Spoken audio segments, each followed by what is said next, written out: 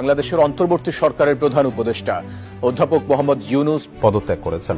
আপনাদের সবার হয়তো ভালো নাও লাগতে পারে, কিন্তু বিশ্বাস করেন, আমার এটা যদি আপনারা গ্রহণ করেন, আপনারা লাভবান হবেন, কোনো ক্ষতি হবে না। নোবেল বিজয়ী ডক্টর মোহাম্মদ ইউনূস কিছুক্ষণ আগে পদত্যাগ করেছেন। ওনার পদত্যাগ পত্র মন্ত্রণালয়ে এসে পৌঁছেছে।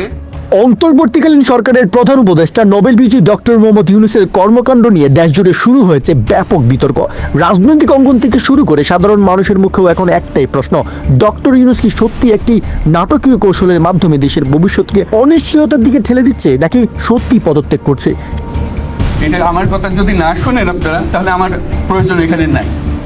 সেনাপ্রধান জেনারেল ওয়াকারুজ্জামান এই বিষয়ে স্পষ্ট বক্তব্য রেখেছেন। তার ভাষায়, নাটক আর না, পদত্যাগ করো, দেশের স্বার্থে জনগণের শান্তির জন্য তোমার এই মুহূর্তে সরে যাওয়াই উত্তম। একই সাথে এমনই এক বক্তব্য রেখেছেন বিএনপির সাবেক সংসদ সদস্য ও ব্যারিস্টার রুমিন ফারহানাও। তিনি বলেন, জনগণের প্রত্যাশা পূরণে ব্যর্থ এই অন্তর্বর্তী সরকার একজন নোবেল বিজয়ী হয়েও যদি জনগণের সাথে প্রতারণা করা হয়, তবে তা দেশের জন্য বড় বিপর্যয়। এখন আর সময় নেই, পদত্যাগ করুন ডক্টর ইউনূস। পদত্যাগের কথা বলেছেন না, ঠিক উনি বলেননি। সেখানে মাহফুজ ছিল, আসিফ ছিল এবং সেখানে হাসনাত আব্দুল। পুরো বাংলাদেশ তস নস হয়ে যাবে, মানচিত্র থাকবে কিনা, ভূখণ্ড থাকবে কিনা, এটা নিয়েও কিন্তু আগামীতে